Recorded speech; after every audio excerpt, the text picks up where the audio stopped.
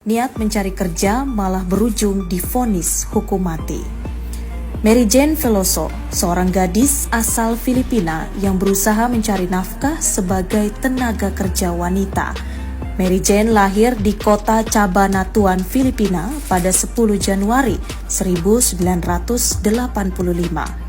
Mary Jane Veloso lahir dari keluarga yang kurang mampu di Neuva Ecija sebagai bungsu dari 5 bersaudara. Mary Jane Veloso sempat mengenyam pendidikan sekolah menengah atas hingga tahun pertamanya. Tidak menyelesaikan sekolah, Mary Jane Veloso kemudian menikah dan kemudian memiliki 2 orang anak. 2 anak dari Mary Jane Veloso diketahui bernama Mark Daniel Candelaria dan Mark Darren Candelaria.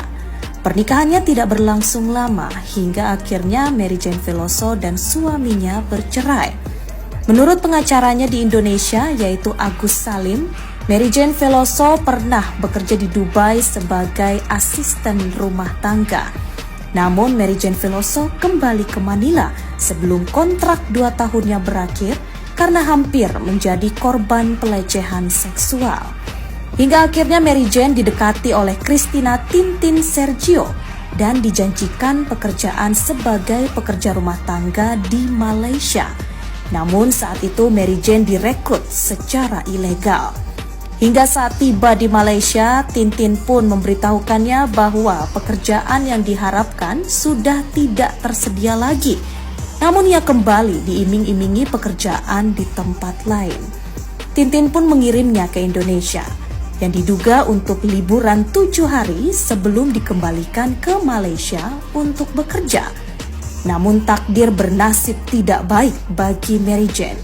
Pada 25 April, Mary Jane ditangkap oleh otoritas Bea dan Cukai di Bandara Internasional Adi Sucipto, Yogyakarta, Indonesia karena dugaan kepemilikan 2,6 kg heroin.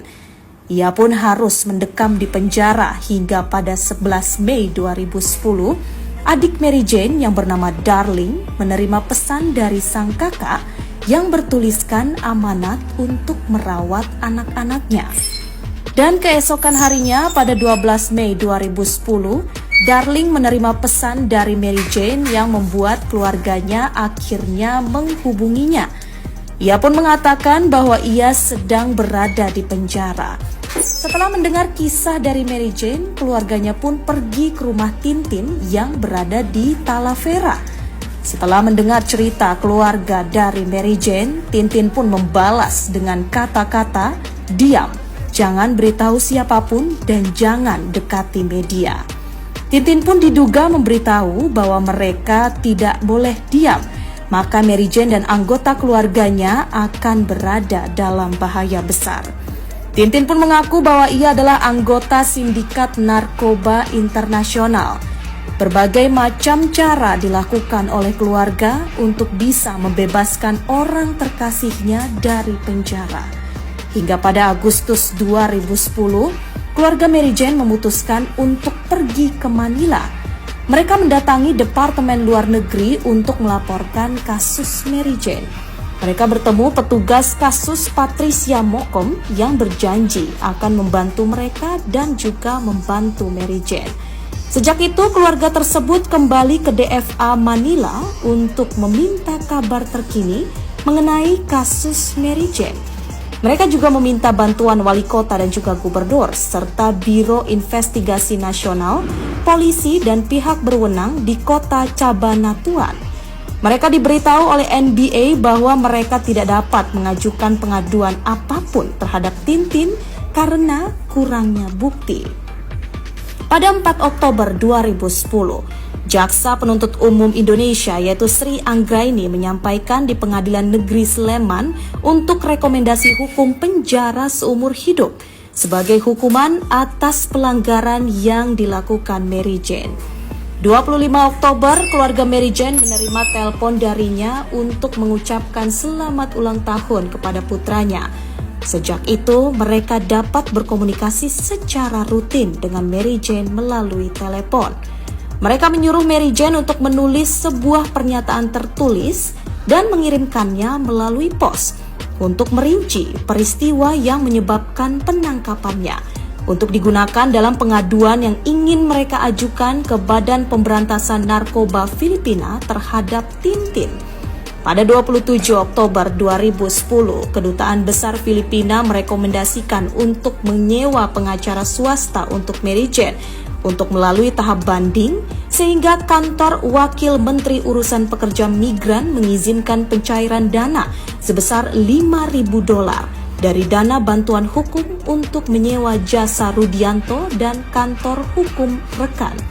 Pada November 2010, keluarga tersebut menerima surat pos dari Mary Jane yang berisi foto, namun tidak ada pernyataan tertulis. Mereka menelepon Mary Jane dan terkejut karena ada pernyataan tertulisnya tidak sampai ke keluarga.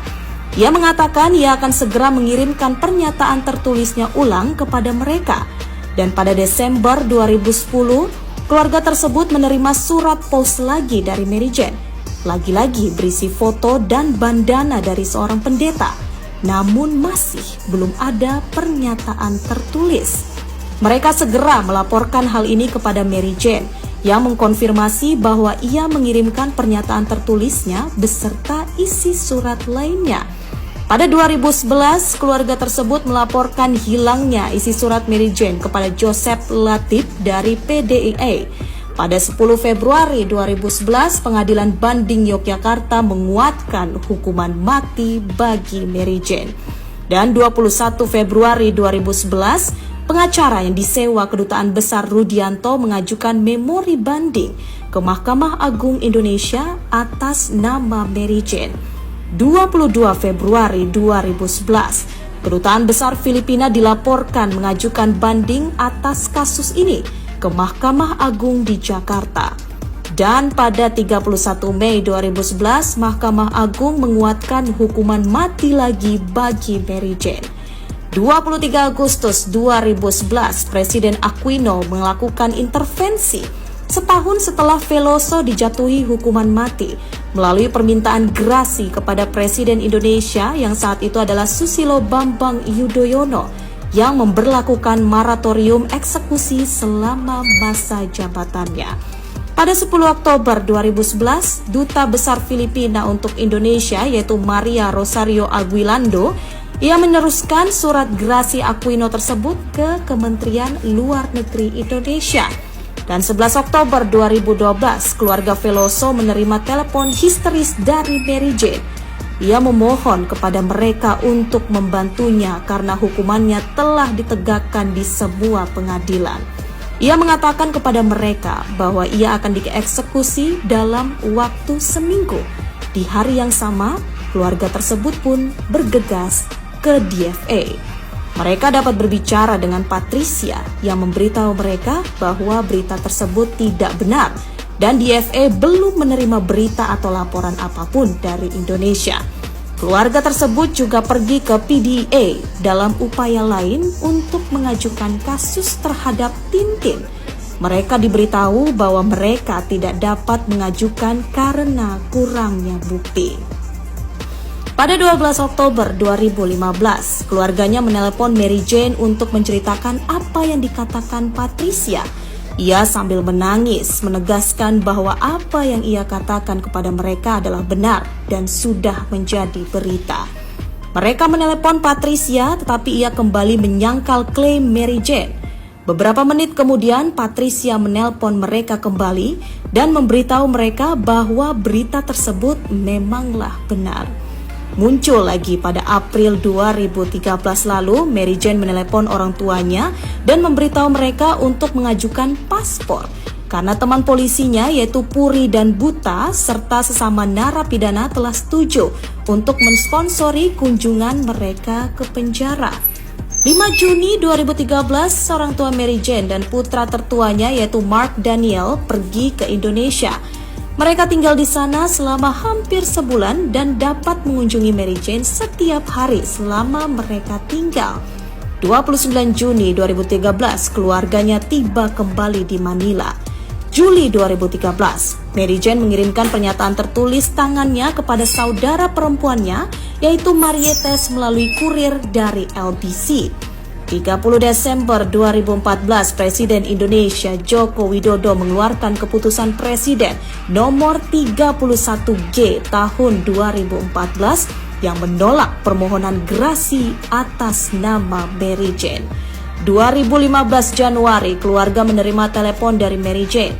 Ia memberitahu mereka untuk segera mencari bantuan dari siapapun yang bersedia membantu mereka karena dijadwalkan untuk dieksekusi segera. Marites menelepon DFA dan memberitahu bahwa Patricia telah digantikan oleh Violet Anceta sebagai petugas kasus untuk Mary Jane. Violet memberitahu mereka bahwa berita itu salah. 19 Januari 2015, pengacara Rudianto mengajukan permohonan peninjauan kembali pada kasus Mary Jane ke Pengadilan Negeri Sleman, Yogyakarta.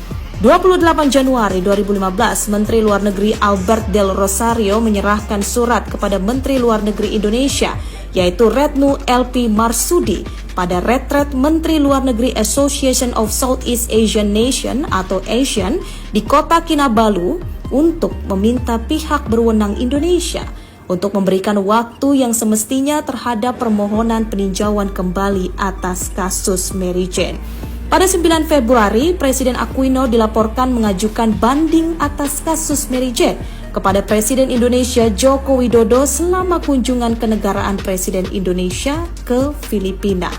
18 Februari, orang tua Mary Jane, saudara perempuannya yaitu Marites dan kedua putranya pun dibolehkan untuk mengunjungi Mary Jane di Indonesia melalui DFA dan mereka ditemani oleh Violet. 3 Maret 2014, Pengadilan Negeri Sleman menyelenggarakan sidang pertama di mana pihak pembela memberitahukan kepada pengadilan mengenai alasan penerapan peninjauan kembali sehubungan dengan penyimpanan dalam persidangan dan juga di pengadilan pada tahun 2010. 25 Maret, Mahkamah Agung Indonesia menolak permohonan peninjauan kembali. 21 April, setelah berita tentang eksekusi Mary Jane menyebar luas di media sosial, Malacanang kembali menegaskan bahwa Filipina tidak menyerah terhadap Mary Jane. Pada 22 April, akhirnya Presiden Aquino menulis surat ketiganya kepada Presiden Indonesia Joko Widodo untuk segera meminta gerasi sementara wakil presidennya yaitu Jejo Marbinai terbang ke Indonesia untuk mengajukan banding atas kasus Mary Jane. 25 April, Mary Jane dipindahkan dari fasilitas penjara di Yogyakarta ke pulau terakhir Nusa Kambangan di Lapas Pantai Jawa Tengah untuk jadwal eksekusi. Pada 27 April, petisi dari change.org untuk menyelamatkan Mary Jane pun akhirnya beredar online. 28 April, Tintin dan perekrut lainnya menyerahkan diri kepada polisi dengan alasan ancaman pembunuhan melalui pesan teks dan juga online sebagai alasan untuk mencari perlindungan. 29 April, Mary Jane diberikan penangguhan hukuman pada menit-menit terakhir dari regu tembak sekitar jam 1 pagi. Ia sekarang menjadi saksi dalam kasus DFA melawan sindikat narkoba Afrika Barat. Mary Jane lolos dari maut jelang menanti giliran maju di depan regu tembak di Pulau Nusa Kambangan pada tahun 2015. Dikisahkan, ibu dua anak itu ditempatkan di lapas kelas 2A Wirogunan, Yogyakarta hingga pada Jumat 24 April 2015 pukul 1:41 waktu Indonesia Barat, ia dipindahkan ke Nusa Kambangan, Cilacap, Jawa Tengah. Malam itu beberapa tahun yang lalu, lapas mendapatkan perintah untuk memindahkan Mary Jane ke Nusa Kambangan Jumat dini hari. Setelah mendapatkan perintah, pihak lapas langsung membangunkan Mary Jane yang tertidur lelap di lapas yang berada di pusat kota Yogyakarta itu. Ketika dibangunkan, Mary Jane tidak kaget dan tampak tenang. Perempuan itu juga sudah mengerti, ia dibangunkan untuk segera dipindahkan ke lokasi eksekusi mati. Setelah bangun, Mary Jane menyempatkan diri untuk berdoa sebelum akhirnya dibawa ke Cilacap. Namun siapa sangka, ia akhirnya kembali lagi ke Yogyakarta. Mary Jane kala itu menjadi satu-satunya dari 9 terpidana mati yang sudah dijadwalkan eksekusi. Instruksi dari Presiden turun pada detik-detik menjelang Mary Jane akan menghadap regu tembak. Alasannya, ibu dua anak asal Filipina itu masih dibutuhkan keterangannya karena perekrutnya. Kala itu penyelidikan dibutuhkan lebih lanjut atas andil keterlibatannya. Pihak Mary Jane juga sudah menempuh berbagai upaya hukum. Upaya hukum telah ditempuhnya sampai ditolaknya peninjauan kembali, kedua dan juga di detik-detik terakhir menjelang eksekusi, dan Presiden Jokowi pun menundanya. Sebelumnya, Presiden Filipina meminta langsung kepada Indonesia untuk menunda eksekusi terhadap perempuan yang kala itu masih berumur 30 tahun. Dan juga pada itu juga di kota Cambautan Cilacap, Mary Jane pun akhirnya bebas dari hukuman mati. Dengan perjuangan serta doa tiada akhir yang terus mengalir di sisi Mary Jane, setelah 15 tahun penuh tangis dan perjuangan, terpidana mati kasus narkoba asal Filipina, Mary Jane Veloso, akhirnya pulang ke negaranya. Deputi Koordinator Imigrasi dan Pemasyarakatan Kementerian Koordinator Bidang Hukum dan HAM yaitu Inyoman Gede Surya, ia menyatakan pemulangan Mary Jane dijadwalkan menggunakan penerbangan Cebu Airlines yang berangkat pada Bandara Internasional Soekarno-Hatta pada pukul 00.15 waktu Indonesia Barat. Bak sebuah keajaiban di momen Natal, terpidana mati kasus narkoba asal Filipina Mary Jane Veloso akhirnya menghirup udara bebas dan pulang ke negaranya. Mary Jane sebelumnya mendekam selama 15 tahun di penjara Indonesia. Mary Jane mengaku tetap berdoa selama proses panjang hukumnya karena merasa bahwa Tuhan memiliki rencana indah untuk hidupnya. Mary Jane pun tiba dengan selamat di Filipina pada 18 Desember 2024. Dari bandara, Mary Jane pun diangkut ke Lembaga Permasyarakatan untuk Wanita di kota Mandaluyong, dan adapun GI adalah penjara khusus wanita yang terletak di F. Martinez Avenue, Mauway, Mandaluyong, Metro Manila yang berada di Filipina. Sebelum dipindahkan ke CIW, Mary Jane sempat bertemu dengan keluarganya, termaksud kedua putranya dan juga orang tuanya. Keluarga Mary Jane telah memohon kepada Presiden Filipina Ferdinand Bongbong Marcos untuk memberikan pengampunan dalam membebaskannya dari rencana penjara seumur hidup di Filipina. Seperti yang diketahui, Mary Jane adalah warga Filipina yang ditangkap di Bandara Internasional Adi Sucipto di Yogyakarta, Indonesia pada 25 April 2010 atas kepemilikan heroin seberat 2,6 kg. Namun saat itu ia mengaku tidak mengetahui isi kopernya karena hanya diberi oleh seorang yang bernama Julius Lacanilao dan Maria Cristina Sergio yang diduga adalah bandar narkoba. Ia dijatuhi hukuman mati hanya 6 bulan setelah penangkapannya. Proses hukumannya pun berlangsung rumit.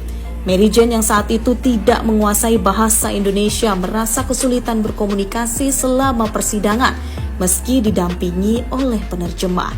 Pada 29 April 2015, eksekusi hukuman mati Mary Jane ditunda setelah adanya tekanan dari berbagai macam pihak internasional dan bukti bahwa ia merupakan korban perdagangan manusia atau human trafficking. Beberapa jam sebelum jadwal eksekusi, perekrutnya Maria Cristina Sergio menyerahkan diri kepada polisi di Filipina. Akhirnya, ia bisa merasakan dan merayakan Natal di negara asalnya di Filipina, menikmati keajaiban Natal dan menyambut jawaban doa dari keluarga atas perjuangannya.